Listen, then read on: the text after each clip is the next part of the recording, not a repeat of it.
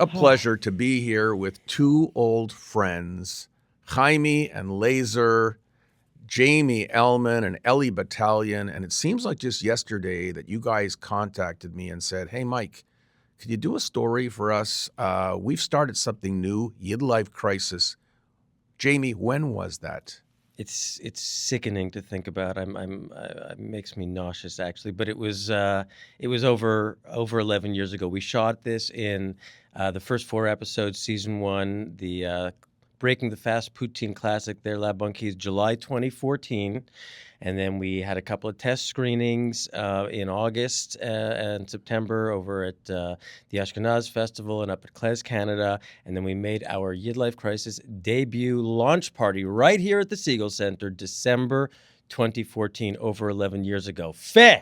Yes, I was there. I remember. And so what was the original concept of a YidLife Crisis? And it was a web series, but what was the whole concept? How did you come up with it?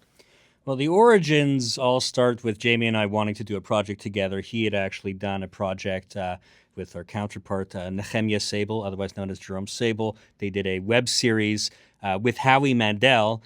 And in fact, I think it was premiered in this very room. Is that? It was. How do you like that? How do you like them apples? So they had worked together. I had worked together with Jerome on Job the Hip Hop Musical and various fringe things. And we decided we wanted to work together on something that was about our shared love of Yiddishkayt and Yiddish humor in specific, and a love for specifically 2 great rabbis. You've heard of Hillel and Shammai. We are of the school of Seinfeld and Larry David. So we wanted to do something in tribute to them. We originally actually thought about just doing their own diatribes translated into Yiddish, but then we realized we had more to get off of our hairy Ashkenazic chests, and so we decided to write our own material, and that was the origin of YidLife Crisis, which was a Yiddish web series taking Yiddishkayt to the YouTube generation. When you started off, you were only speaking Yiddish with subtitles. Yeah, we did the first 4 episodes purely in Yiddish with a couple of lines in French when we're talking to the waitress at La Banquise, Leanne Labrèche d'Or, who we loved working with. And then, we really did it as a passion project and thought we were just doing it for ourselves, our friends, maybe our parents, if they could figure out how to watch it on the YouTubes, as they called it at that time.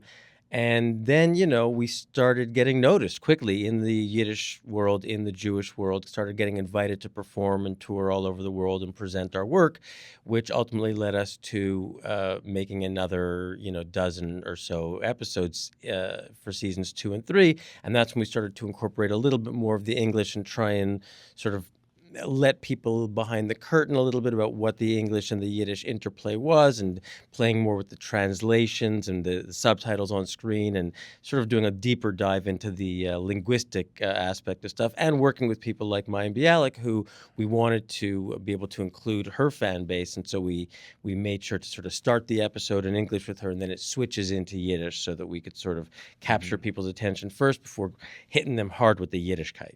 You became really a comedy duo, and first of all, I mean, you've been touring for a decade. You go and perform stand-up comedy. You accent it towards your audience. You've made films. You've just done it all. Did you ever expect it to go this far?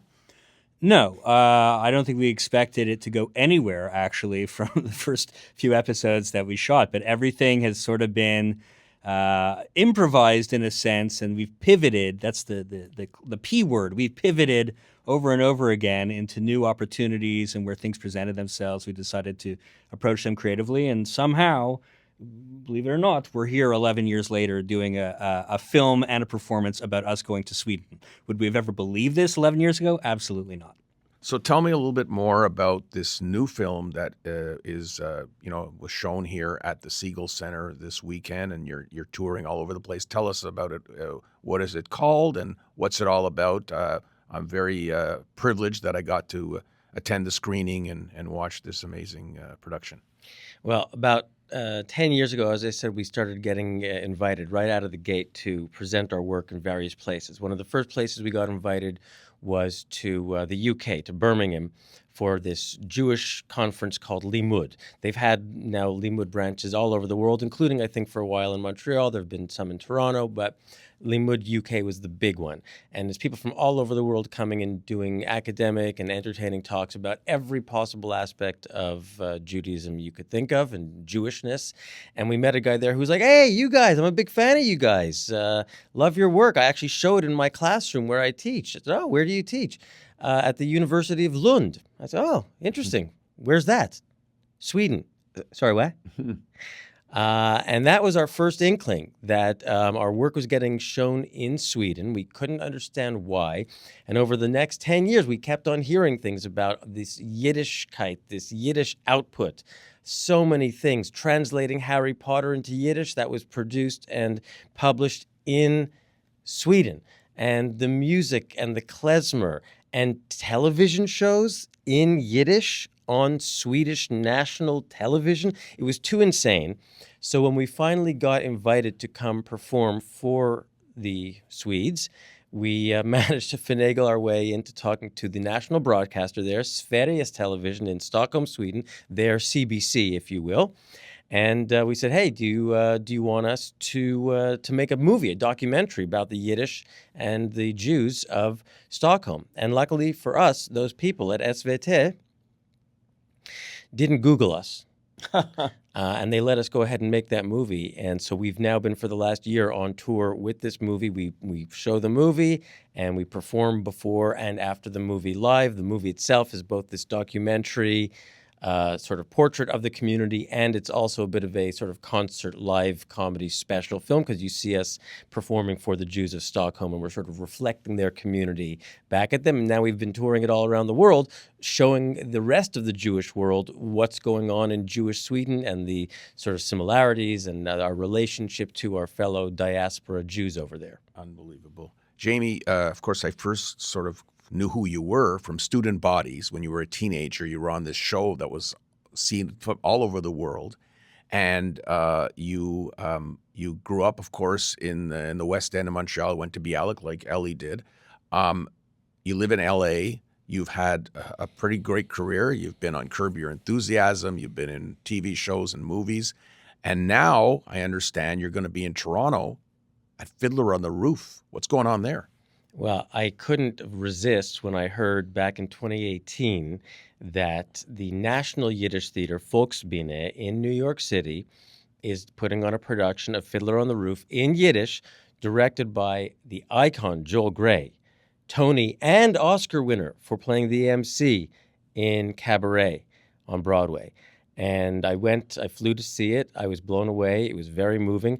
I should mention, since we're in the Siegel Center, that I had seen it done in Yiddish in this very building back when I was a teenager. And I think we came to see it as a class from Bialik, and they were doing it here at the Sadie Bronfman Center at the time. And I saw that production in New York, thought it was phenomenal. So when I heard they were doing it in Toronto and looking for basically an all-Canadian cast, except for the Tevye, who's being once again played by Steven Skybell, who's the guy I saw do it in New York in 2018, I basically threw my hat in the ring, and luckily the people from the Volksbühne know my work with Ellie and are fans of YidLife Crisis, and they said, yeah, you should come on board. So I cannot believe it, but in 4 weeks I'm starting rehearsals in Toronto at the Elgin Theatre for Fiddler on the Roof in Yiddish. Come see it May 25th to June 7th in Toronto. Amazing. So your stage name, of course, is Jaime, and yours is Laser. So is Laser jealous of Jaime for this?